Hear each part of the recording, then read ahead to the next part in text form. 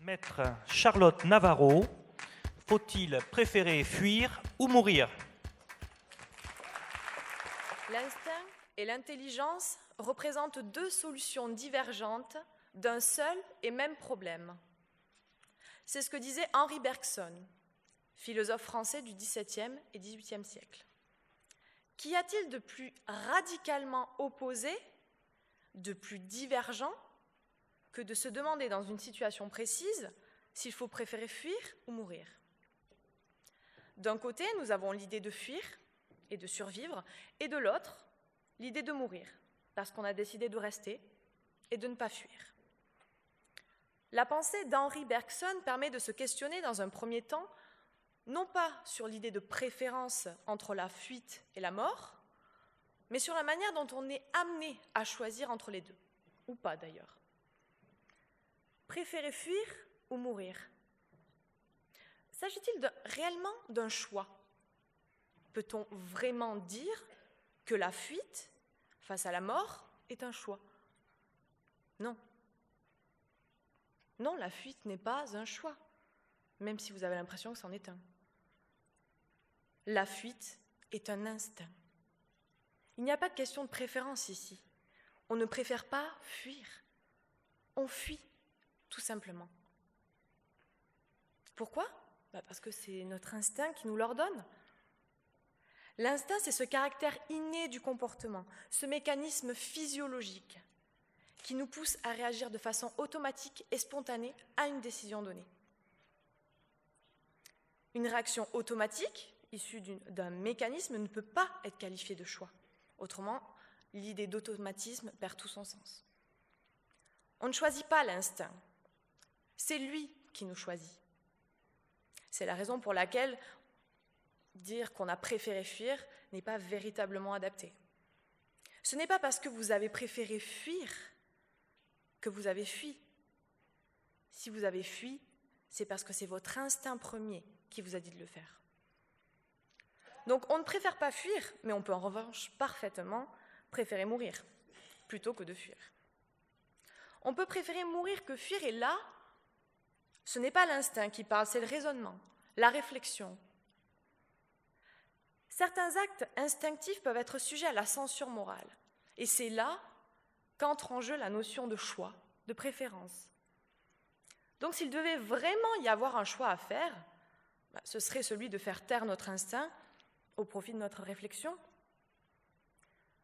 Cette censure morale de l'instinct vient bouleverser notre première réaction, la réaction de survie, au profit d'un questionnement plus profond sur les valeurs morales auxquelles on se rattache et auxquelles on croit. On préfère contribuer à sauver son pays, à se battre pour son pays, à sauver sa famille,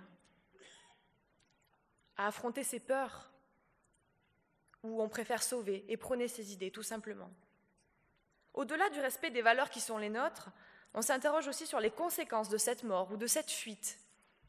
Voilà un deuxième paramètre qui fait que nous allons censurer notre instinct. Les conséquences de notre acte. L'acte de fuite ou de mort en lui-même pourrait n'impliquer rien d'autre que le fait de fuir ou de mourir. Mais on sait très bien que cette fuite ou cette mort, elle aura des conséquences non pas uniquement sur nous, sur notre vie, mais aussi sur celle des autres. Ceux qui restent, ceux qui fuient avec nous, ceux sur qui notre choix aura un impact.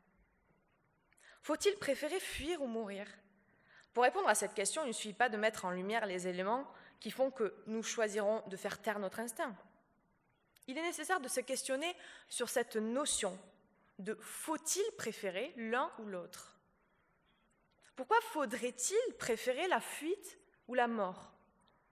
Au nom de quoi faudrait-il préférer l'instinct ou la réflexion?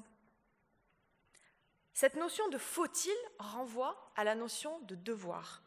Et par devoir, on entend obligation d'accomplir quelque chose conformément à la loi, aux convenances, ou encore conformément à la morale. Peut-il exister un devoir de choisir entre l'instinct et la réflexion? S'agissant de l'instinct, si c'est lui qui nous choisit, où est le devoir de choisir? Il n'y en a pas.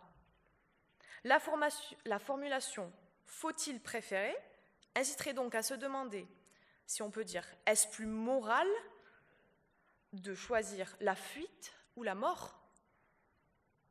On ne peut pas affirmer de façon catégorique qu'il est plus conforme à la morale de laisser son instinct prendre le dessus plutôt que de le faire taire. La morale renvoie à un ensemble de règles et d'usages qui sont admis et pratiqués en société et qui sont considérés comme de bons comportements. Pour répondre à cette question, il faudrait donc pouvoir affirmer que fuir, que suivre son instinct, n'est pas conforme à la morale, ou alors au contraire, affirmer que rester et mourir n'est pas conforme à ce que la société attend de nous.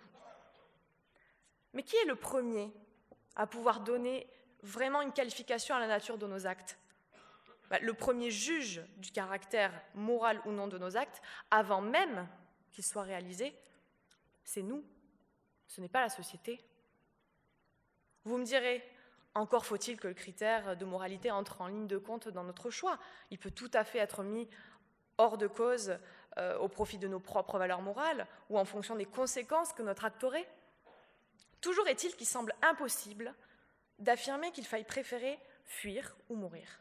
Impossible d'affirmer que l'un vaut mieux que l'autre. Au final, le choix qu'il serait préférable d'adopter, eh bien, c'est le nôtre.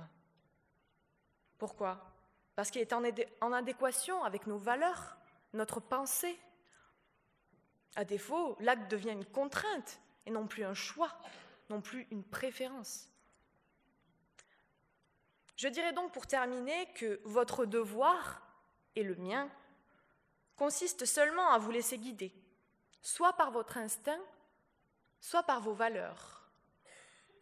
Quoi qu'il arrive, laissez-vous guider par vous et par vous seul.